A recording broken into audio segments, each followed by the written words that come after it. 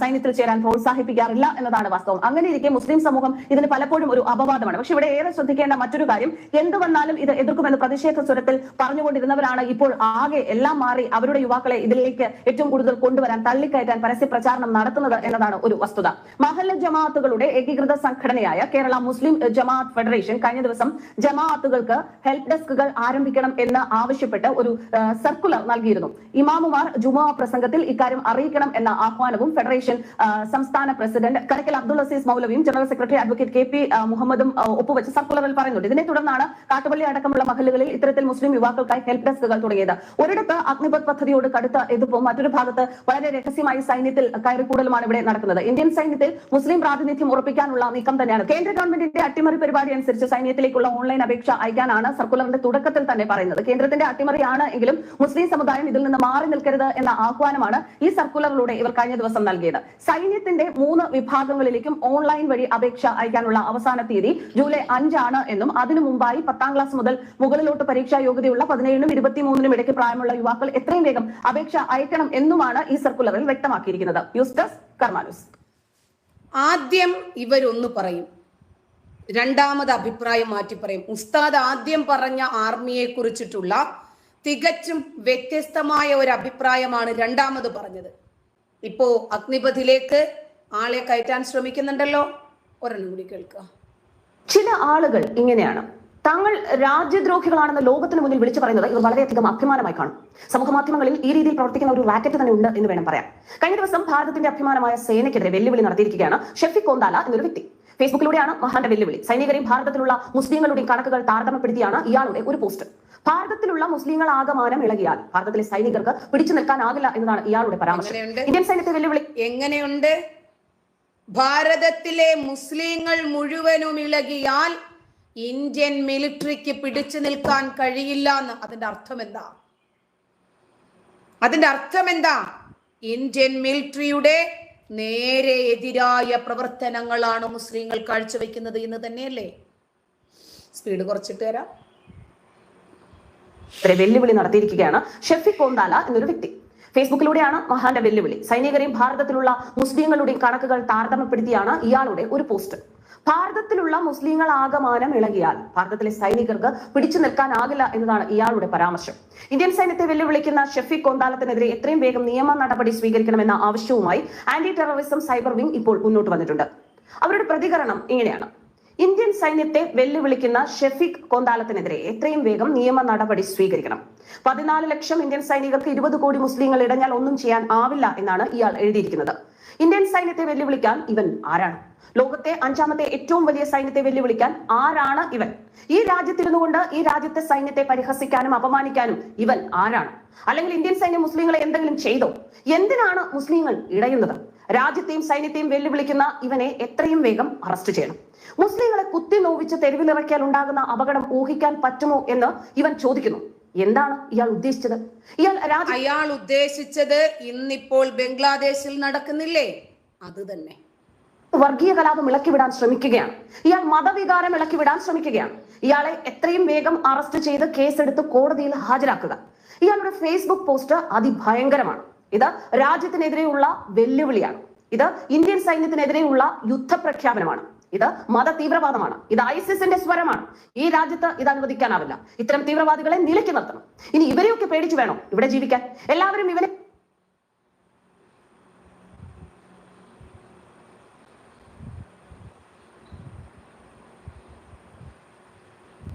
ഈ വരികളോടെയാണ് anti terrorism cyber വിങ്ങിന്റെ post അവസാനിക്കുന്നത്. എന്നാൽ സംഭവം വിവാദമാകും എന്ന് കരുതിയാണോ എന്നറിയില്ല. ഇപ്പോൾ തൊടുപുഴക്കാരനായ ഷെഫിക് കോന്താലത്തിന്റെ പൊടി പോലുമില്ല, പോസ്റ്റ് പോലുമില്ല എന്ന് വേണം പറയാൻ. എന്തൊക്കെയായാലും രാജ്യദ്രോഹത്തിനെതിരെ പ്രവർത്തിക്കുന്ന ഇത്തരം ക്ഷുദ്ര ശക്തികളെ നാം തിരിച്ചറിയുക തന്നെ വേണം.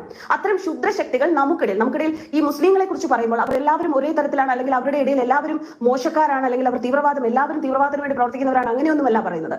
എല്ലാ വിഭാഗത്തിലും എല്ലാ തരത്തിൽപ്പെട്ട ആൾക്കാരും ഉണ്ട് എന്ന സത്യം മനസ്സിലാക്കിക്കൊണ്ട് തന്നെയാണ് പറയുന്നത്.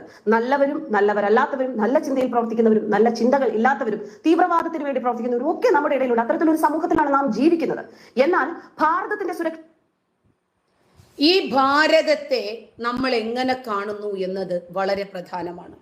പാകിസ്ഥാൻ, അഫ്ഗാനിസ്ഥാൻ, ബംഗ്ലാദേശ് എന്നിവിടത്തെ ആളുകൾ നമ്മുടെ മുസ്ലിം സഹോദരങ്ങളാണെന്നും അവർക്കെതിരെ നമ്മൾ ആയുധമെടുക്കേണ്ടി വരുമെന്നും അതുകൊണ്ട് ഇന്ത്യൻ ആർമി നമുക്ക് പറ്റില്ല എന്നും ഇസ്ലാമിക സ്ഥാപനങ്ങളിലൂടെ പഠിപ്പിക്കപ്പെട്ടാൽ അത് നമ്മൾ നല്ല രൂപത്തിൽ എതിർക്കുക തന്നെ ചെയ്യും. തീർന്നിട്ടില്ല, ഒരു പ്രഭാഷണം കൂടി ഒന്ന് കേൾക്കുക. അയോധ്യയിലെ രാമക്ഷേത്രം തകർക്കുമെന്ന ഭീഷണിയുമായി തീവ്രവാദ സംഘടന അൽ ഖ്വയ്ദ. അയോധ്യയിൽ രാമക്ഷേത്രം പണിഞ്ഞാലും ആ രാമക്ഷേത്രത്തെ തകർക്കും, പകരം ബാബറി മസ്ജിദ് അവിടെ എന്ന അൽ ഖ്വയ്ദയുടെ ജേണലിലാണ് ഈ വിവരം ഉള്ളത്. അയോധ്യയിൽ രാമക്ഷേത്രം ഉയരുന്നത് അൽ ഖ്വയ്ദ അടക്കമുള്ള തീവ്രവാദ ശക്തികളെ എത്രത്തോളം പ്രകോപിപ്പിക്കുന്നു എന്നുള്ളതിന്റെ ഏറ്റവും പുതിയ ഉദാഹരണമാവുകയാണ് അൽ ഖ്വയ്ദയുടെ ഈ മുന്നറിയിപ്പ്. വിശുദ്ധ യുദ്ധമായ ജിഹാദിനെ ആവശ്യപ്പെടുന്നുണ്ട്. 110 പേജുകളാണ് ജേണലിനുള്ളത്. രാമക്ഷേത്രം ഉയരുന്നത് പോലെ തന്നെ തകർക്കപ്പെടുകയും ചെയ്യും. തൽസ്ഥാനത്ത് ബാബറി മസ്ജിദ് പണിയും. ജേണൽ ഇങ്ങനെയാണ് പറയുന്നത്: പ്രതിഷ്ഠ ആരാധന അവസാനിപ്പിച്ച് ഇന്ത്യൻ ആർമിയോട് ഇവർക്ക് എന്താണ് ഇത്രമാത്രം കലിപ്പ് എന്നാണ് നമുക്ക് അറിയേണ്ടത്. അതായത് ഇന്ത്യയെ ഒരു സ്ഥാനാക്കി മാറ്റാൻ ഇതുകൊണ്ട് കഴിയുന്നില്ല എന്നതാണോ ഇവരുടെ പ്രയാസം? ഇവര് വിചാരിക്കുന്നത് പോലെ ഒരു മാപ്പിളസ്ഥാനാക്കി മാറ്റാൻ ഈ സ്വതന്ത്ര ഭാരതത്തിൽ ഇവർക്ക് കഴിയുന്നില്ല. ഇതായിരിക്കും ഇവരുടെ ഏറ്റവും വലിയ വേദന. കാരണം നമുക്കറിയാം, നമ്മുടെ പിണറായി സഖാവ് പോലും പലപ്പോഴും മുസ്ലിങ്ങളെ സുഖിപ്പിച്ചിട്ടാണ് സംസാരിക്കാറുള്ളത്. ഒരു മതപ്രഭാഷകന് പോലും അറിയാത്ത, ഒരു മുസ്ലിം സഹോദരങ്ങൾ പോലും പറയാത്ത രൂപത്തിലുള്ള കല്ലുവെച്ച നുണകളുമായിട്ടാണ് പിണറായി സഖാവ് പലപ്പോഴും വരാറുള്ളത്. വിദ്യാഭ്യാസത്തിന്റെ ഉപജ്ഞാതാവ് മുഹമ്മദ് നബിയാണ് എന്ന രൂപത്തിലാണ് ഇദ്ദേഹം സംസാരിക്കുന്നത്.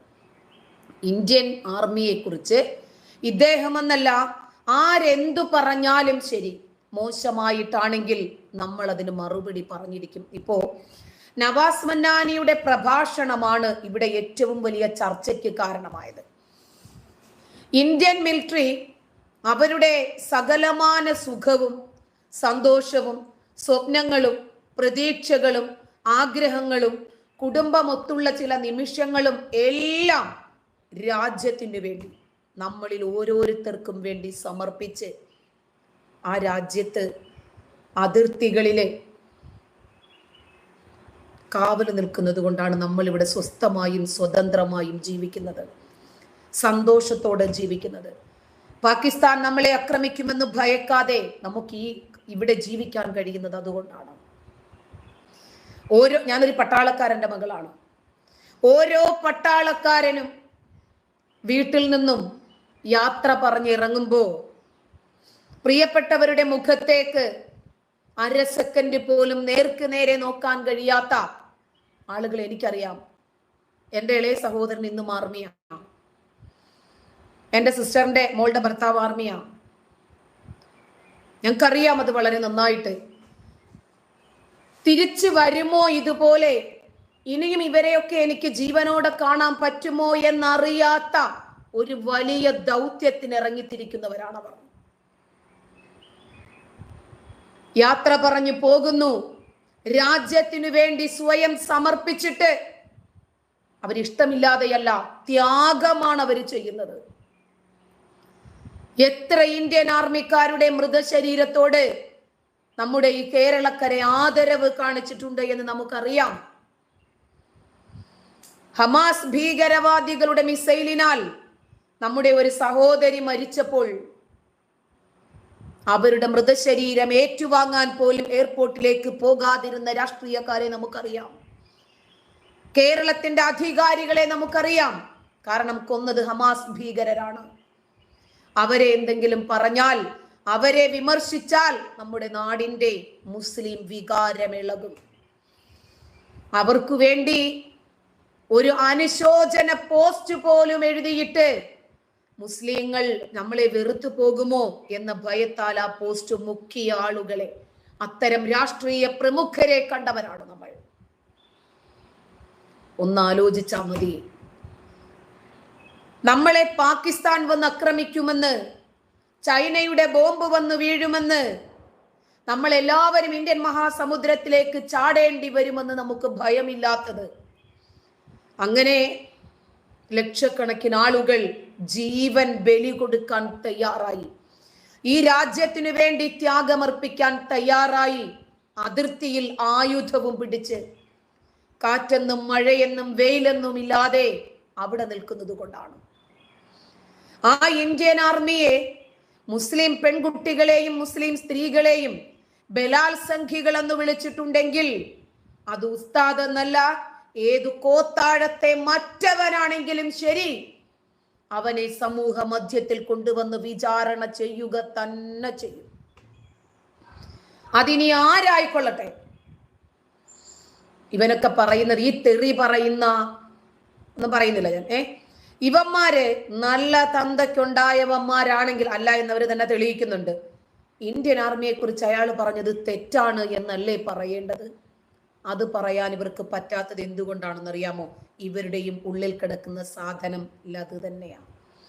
കണക്കായി പോയി എന്നാണ് ഇവർ പറയുന്നത്. മനസ്സിലായ? കുറെ അപ്പിക്കുപ്പായക്കാരികൾ വന്നിട്ടുണ്ട്. ഇവളുമാർക്ക് എന്തറിയാം ഇസ്ലാമിനെ കുറിച്ച്? ഖുർആനിലെ ഒരധ്യായമെങ്കിലും സ്വന്തം ഭാഷയിൽ അർത്ഥം മനസ്സിലാക്കിയാൽ അവളുമാരാണോ ഈ മദ്രസ പൊട്ടത്തികളും പൊട്ടന്മാരും? അല്ല, അവർക്കറിയില്ല. അതുകൊണ്ടാണ് അസ്കർ അലി പറഞ്ഞത് ഇവർ ഇരകളാണ്. ഇസ്ലാമിന്റെ ഇരകളാണ്, മുസ്ലിമിന്റെ ഇരകളാണ്. അവർക്കറിയില്ല. ഫൈസൽ, നിന്നെ കിട്ടുവോ? 10,000 തരാം. 10 പൈസ പോലും കൊടുക്കാതെ ഉമ്മായെ കിട്ടത്തില്ലടാ ഫൈസലെ നിനക്ക്, നിന്റെ ഉമ്മായെ. അതാവുമ്പോ ഒരു റിലേഷനുമുണ്ട്. സ്വർഗത്തിൽ ചെന്നാലും ഉമ്മായെ കിട്ടുമെന്ന് ഉസ്താദുമാര് പഠിപ്പിക്കുന്നുമുണ്ട്. അതല്ലടാ കുറച്ചും കൂടി നല്ലത്. അതല്ലേ കുറച്ചും കൂടി നല്ലത്? അതാവുമ്പോ വീട്ടിനകത്ത് തന്നെ നിൽക്കുകയും ചെയ്യും. നിനക്ക് മുട്ടുമ്പം പൊക്കി പിടിച്ചോണ്ട് അപ്പുറത്തും ഇപ്പുറത്തും ഒന്നും പോകുകയും വേണ്ട. 10,000 പോയിട്ട് 10 പൈസ പോലും ചെലവാകത്തുമില്ല, ഇരു ചെവി അറിയത്തുമില്ല. മരിച്ചു കഴിഞ്ഞാലും ജീവിച്ചിരിക്കുന്ന സമയത്ത് 2 പേർക്ക്, ഉമ്മാക്കും മോനും ഒരുമിച്ചിരുന്ന് പ്രാർത്ഥിക്കാം. ഉമ്മാക്കും പ്രാർത്ഥിക്കാം, പരലോകത്തും എൻ്റെ മോനെ തന്നെ എനിക്ക് തന്നേക്കണേ ഈ സുഖം അനുഭവിക്കാൻ. അതല്ലടാ നല്ലത്. അതാണ് നല്ലത്. അങ്ങനെ നോക്ക്. അപ്പോ ഇന്ത്യൻ മിലിറ്ററിയെ കുറിച്ച് വളരെ മോശമായിട്ടാണ് ഇവർക്കിടയിൽ പറഞ്ഞ് പ്രചരിപ്പിക്കപ്പെടുന്നതും പഠിപ്പിക്കപ്പെടുന്നതും. ഒടുവിൽ സമൂഹ മധ്യത്തിൽ അത് ചർച്ചയായി. സോഷ്യൽ മീഡിയ ഈ വിഷയം ഏറ്റെടുത്തു. അതോടുകൂടി ഈ ഉസ്താദിന് ഒരുപാട് വിമർശനങ്ങൾ എല്ലാ ഭാഗങ്ങളിൽ നിന്നും ഉണ്ടായി. ഈ 7 വർഷം ഇല്ലാതിരുന്ന വിമർശനങ്ങൾ ഇപ്പോഴുണ്ടായി. അപ്പോൾ കൃത്യമായി അദ്ദേഹം മാറ്റി പറയാൻ തയ്യാറായി. ശരി, കുഴപ്പമൊന്നുമില്ല. അദ്ദേഹം അത് മനസ്സിൽ തട്ടിപ്പറഞ്ഞതാണെങ്കിൽ അത് അംഗീകരിക്കുന്നു. അതല്ല, അബ്ദുൽ നാസർ മദനിയുടെ അവസ്ഥയെങ്ങാനും എനിക്ക് വരുമോ എന്ന് ഒരു വേള ഭയന്നു പോയതാണെങ്കിൽ ഇപ്പോഴും അദ്ദേഹത്തിന്റെ ഉള്ളിൽ കിടക്കുന്നത് ഇന്ത്യൻ മിലിറ്ററിയെ കുറിച്ചിട്ട് മോശമായ അഭിപ്രായമാണ് എന്ന് അനുമാനിക്കേണ്ടി വരും. ഇന്ത്യൻ മിലിറ്ററിയെ കുറിച്ചിട്ട് ഒരിക്കലും മോശം പറയേണ്ടി വരരുത്, വന്നിട്ടില്ല, വരാൻ പാടില്ല, ഒരു ഇന്ത്യക്കാരനോട് അങ്ങനെ ചോദിക്കാൻ പാടില്ല എന്ന് അദ്ദേഹം പറയുമ്പോൾ അദ്ദേഹത്തോട് ഇന്ത്യൻ മിലിറ്ററിയെ കുറിച്ചിട്ട് എന്താണ് നിങ്ങളുടെ അഭിപ്രായം എന്ന് ചോദിക്കേണ്ടി വന്നത് ഏത് സാഹചര്യത്തിലാണ്? അദ്ദേഹത്തിന്റെ ആ വീഡിയോ ക്ലിപ്പിന്റെ അടിസ്ഥാനത്തിലാണ്. അതല്ലെങ്കിൽ അങ്ങനെ ഒരു ചോദ്യത്തിന്റെ ആവശ്യമേ ഇല്ല. എന്തായിരുന്നാലും പിന്നീട് അദ്ദേഹം അത് തിരുത്തി പറയാൻ തയ്യാറായല്ലോ. അതുപോലെ 17 വയസ്സു മുതലുള്ള കുട്ടികൾക്ക് ഇന്ത്യൻ മിലിറ്ററിയിലേക്ക് ഒരു പ്രവേശന ക്യാമ്പയിൻ വെക്കുന്നു, അഗ്നിപഥ്. ആ സമയത്ത് എല്ലാ മഹല്ലുകളിലും വിളിച്ചു പറയുവാണ്, മുസ്ലിം കുട്ടികൾ ചേരല്ലേ, നമ്മുടെ സഹോദരങ്ങളാണ് പാകിസ്ഥാനികൾ, അഫ്ഗാനികൾ, ബംഗ്ലാദേശികൾ, അവരെയാണല്ലോ ആക്രമിക്കാൻ വേണ്ടിയിട്ട് ഇന്ത്യൻ മിലിറ്ററി പരിശീലനം നേടുന്നത്. അതുകൊണ്ട് മക്കളെ നിങ്ങൾ പോകല്ലേ. സിറാജിന് എന്താടാ ഇന്ന് ഉമ്മായെ കിട്ടിയില്ലേ? മുള്ളുമുരുക്കി പോയിട്ട് കൈവിടറാ ചെല്ലേ.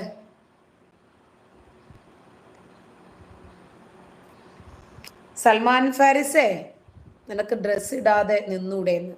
മോനെ, നിന്റെ ഉമ്മ അങ്ങനെ എല്ലാവരുടെയും മുമ്പിൽ നിൽക്കുമെന്നും പറഞ്ഞ് ഞാനൊന്നും ആ ടൈപ്പല്ലടാ. ഉമ്മായെ എപ്പോഴും മുഴുവനെ കണ്ടേ നിനക്ക് എല്ലാ സ്ത്രീകളും നിന്റെ ഉമ്മായെ പോലെ ഒരു വേശ്യയാണ്, ക്ഷമിക്കണം നിങ്ങൾ പറയേണ്ടി വരുന്നതാണ്, വേശ്യയാണ് എന്ന് തോന്നുന്നത് നിന്റെ ഉള്ളിൽ കിടക്കുന്ന മദ്രസ ബുദ്ധിയാ. പിന്നെ മുഹമ്മദിന്റെ ഇതല്ലേടാ പഠിക്കുന്നത്. കണ്ണ് തെറ്റിയാൽ ബെഡിൽ വേറൊരു പെണ്ണിനെ പിടിച്ച് കിടത്തുന്ന മുഹമ്മദ്, അതല്ലേടാ പഠിക്കുന്നത്. അപ്പൊ അത് പഠിക്കുന്ന നീ കുഴപ്പമൊന്നുമില്ല. പിന്നെ പരലോകത്തില് നിനക്ക് ഇവിടത്തെ ഉമ്മായെയും ഉമ്മുമ്മായെയും മകളെയും പെങ്ങളെയും ഒക്കെ നാളെ പരലോകത്ത് നിനക്ക് ഹൂറിയായി ലഭിക്കും എന്ന് ഇസ്ലാം പഠിപ്പിക്കുന്നു, ഉസ്താദുമാര് പഠിപ്പിക്കുന്നു. അതിന്റെ അടിസ്ഥാനത്തില് ഉമ്മായെ ഇപ്പൊ തുണിയില്ലാതെ ഒന്ന് കണ്ടത് കൊണ്ട് കുഴപ്പമൊന്നുമില്ലടാ. പക്ഷെ നിന്റെ ഉമ്മ എല്ലാവരുടെയും മുമ്പിൽ തുണി ഉരിഞ്ഞു നിൽക്കുന്നത് പോലെ, പ്രത്യേകിച്ച് മക്കളുടെ മുമ്പിൽ നിൽക്കുന്നത് പോലെ എല്ലാവരും അങ്ങനല്ലടാ കേട്ടോ. എല്ലാവരും അങ്ങനെയല്ല. നിന്റെ ഉമ്മായെ പോലെ. ഷുഹൈബിന് എവിടാടാ പൊള്ളുന്നേ? നിന്റെ ഉമ്മ അങ്ങനെയാണെന്ന് നിന്റെ ഉമ്മയോട് ചോദിക്കണം, നിനക്കല്ലേ അറിയാം. നിന്റെ കൂടെ നിന്റെ ഉമ്മ കിടക്കുന്നുണ്ടോ ഇല്ലെന്ന് നിന്റെ ഉമ്മാക്കി അറിയോ? ഞങ്ങൾക്കറിയില്ല.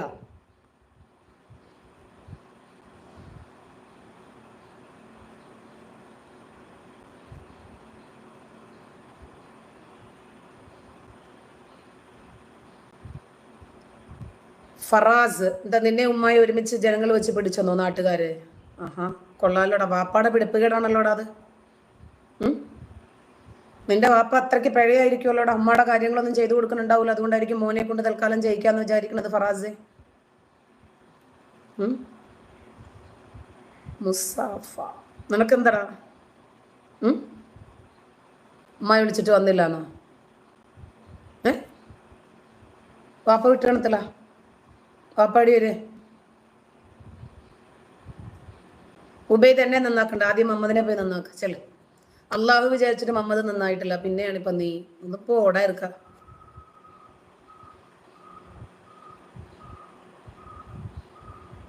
ഇരിക്കട്ടെ. അപ്പൊ അഗ്നിപഥിനെ കുറിച്ചും ആദ്യം ഇവര് പറഞ്ഞു അത് BJP സർക്കാരിന്റെ അട്ടിമറിയാണ്, നമ്മൾ സമ്മതിക്കരുത് എന്ന് പറഞ്ഞു.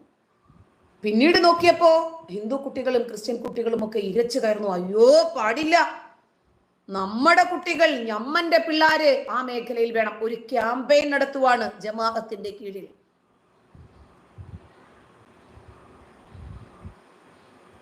അടിപൊളി. താഹിറ പറഞ്ഞത് കേട്ടോ. ദയവായിട്ട് കമന്റ് ഇടുന്ന ആളുകള് മോശം കമന്റ് ഇട്ടിട്ട് ഈ സ്ത്രീയുടെ വായിൽ നിന്നും മാതാപിതാക്കളെയും ഇസ്ലാമിനെയും പറയിപ്പിക്കാതിരിക്കുക. നല്ലത്, വളരെ നല്ലത്.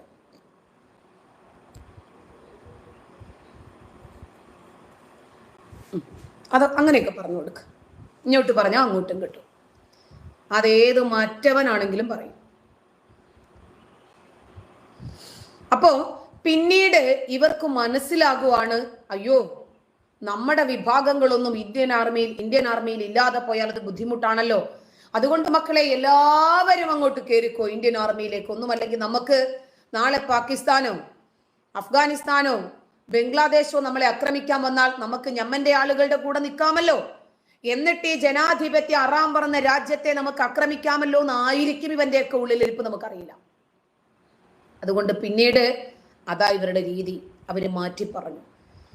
കൽക്കട്ടയില് മെഡിക്കൽ കോളേജ് വന്ന സമയത്ത് ഇവിടെ ഹിന്ദുക്കളും ക്രിസ്ത്യാനികളും ഒക്കെ നടന്ന് കാല് തേയുക, കുട്ടികൾക്കൊരു അഡ്മിഷന് വേണ്ടി. ആ സമയത്ത് മൃതശരീരം മയ്യത്ത് കുത്തിക്കീറി പഠിക്കുന്ന പഠനമുണ്ടല്ലോ മക്കളെ, നമുക്കത് ഹറാമാണു മക്കളെ. ശുദ്ധമായ മലയാളം സംസാരിക്കുന്നവൻ നമ്മളിൽപ്പെട്ടവനല്ല മക്കളെ. ഇംഗ്ലീഷ് പഠിക്കരുത് മക്കളെ. ഇംഗ്ലീഷ് നരകത്തിന്റെ ഭാഷയാണ് മക്കളെ, ഹറാമായ ഭാഷയാണ് മക്കളെ. ഇതൊന്നും നമ്മൾ പഠിക്കരുത് മക്കളെ. ഇങ്ങനെ അലറി വിളിച്ചവന്മാര് ഇന്ന് കൊച്ചിയില് കമ്മ്യൂണിക്കേറ്റീവ് ഇംഗ്ലീഷ് ഉണ്ടല്ലോ, ഇത് പഠിക്കാൻ വേണ്ടി 1 മാസം അവിടെ താമസിച്ച് പഠിക്കാം. ഏറ്റവും കൂടുതൽ ഹോസ്പിറ്റലുകൾ ഈ കോഴിക്കോട് അമ്പരചുംബികളായ കൊട്ടാര സൗധങ്ങളിൽ ഉയർന്നു നിൽക്കുന്ന അനേകം ഹോസ്പിറ്റലുകളുടെ നടത്തിപ്പാരാണെന്നറിയാമോ? മാനേജ്മെന്റ് ആരാണെന്നറിയാമോ? മുസ്ലിങ്ങളാണോ? മനസ്സിലായോ? ഒരിക്കലും ഇവര് ഹറാം. കമ്പ്യൂട്ടർ വന്നപ്പോൾ വേണ്ട, സ്ത്രീകളുടെ വിദ്യാഭ്യാസം വേണ്ട, അവരുടെ വിവാഹപ്രായം ഉയർത്തുന്ന വേണ്ട, ഏക സിവിൽ കോഡ് വേണ്ട, മുത്തലാഖ് നിരോധിക്കണം പറ്റില്ല, ബഹുഭാര്യത്വം നിരോധിക്കണം പറ്റില്ല, യൂണിഫോം സിവിൽ കോഡ് നമുക്ക് പറ്റില്ല, NRC CAA നമുക്ക് പറ്റില്ല. എന്തുവാ നമുക്ക് പറ്റുന്നത്? എന്തുവാ നമ്മന്റെ ആളുകൾക്ക് പറ്റുന്നത്? ഇവരിങ്ങനെ പഠിപ്പിച്ച് ഒടുവിൽ ജനങ്ങൾക്ക് തന്നെ മനസ്സിലായി ഇവന്മാരുടെ മതം വലിയ അപകടമാണല്ലോ. മുസ്ലിം സ്ത്രീകൾ പൊതുരംഗത്തേക്ക് വരരുത്. മുസ്ലിം സ്ത്രീയെ അധികാരമേൽപ്പിച്ച ഒരു ജനതയും ഗതി പിടിച്ചിട്ടില്ല. ഇതൊക്കെയാണ് പ്രസംഗിക്കുന്നത്, ഇതൊക്കെയാണ് പഠിപ്പിക്കുന്നത്. ഇന്ന് എത്ര രാജ്യങ്ങളാണ് മുസ്ലിം സ്ത്രീകൾ ഭരിക്കുന്നത്? ഇപ്പൊ മനസ്സിലായോ?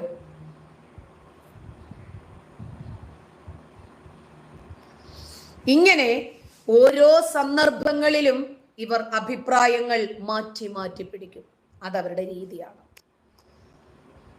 തെറിവിളികൾ മാത്രമേ ഉള്ളൂ. സ്ക്രോൾ ചെയ്ത് പോയി കഴിഞ്ഞാൽ ഇന്നൊന്നും തീരുമെന്ന് എനിക്ക് തോന്നുന്നില്ല. എന്നാലും പലരും പറഞ്ഞു ഈ വീഡിയോ ചെയ്തതിന് ശേഷം, ലൈവ് സ്ട്രീം ചെയ്തതിന് ശേഷം മാത്രം ഇവർക്ക് മറുപടി കൊടുത്താൽ മതി എന്ന് പറഞ്ഞു. ഇടയ്ക്ക് ആർക്കൊക്കെ മറുപടി കൊടുക്കുകയും ചെയ്യും. ശരി, നോക്കട്ടെ.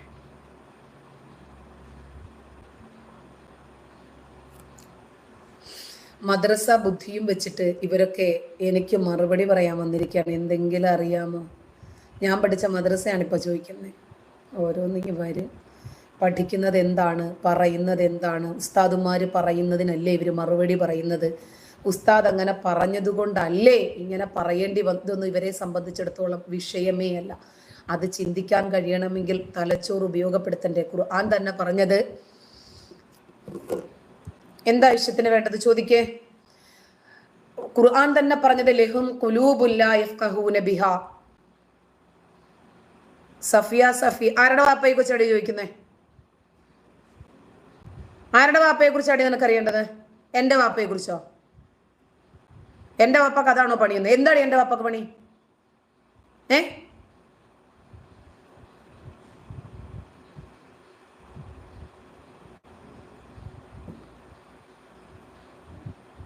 ആയിഷത്തിന് അറിയേണ്ടത് ഞാൻ മുസ്ലിം ആയിരുന്നു എന്ന തുണി പൊക്കി നോക്കാൻ വേണ്ടിയിട്ട് വന്നതാണ് അവള്.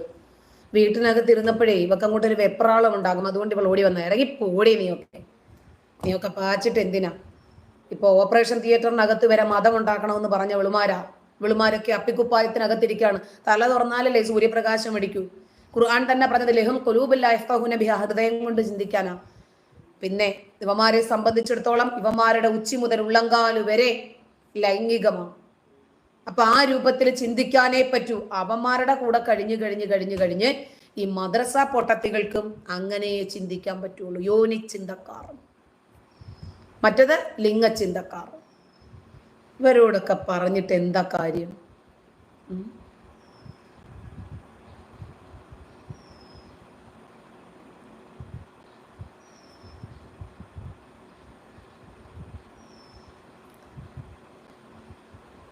എൻ്റെ ലൈവിൽ കയറി വന്നിട്ടേ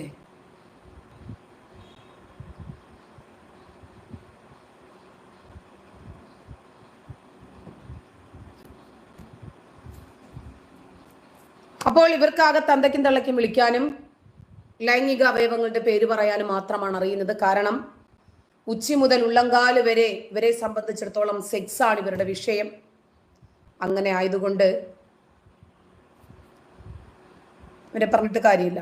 ജമീല പോയിട്ടേ വീട്ടിൽ ഏതെങ്കിലും നായ ഉണ്ടോ നോക്ക്. അപ്പോൾ നമുക്കിനി വീണ്ടും കാണാം. നന്ദി.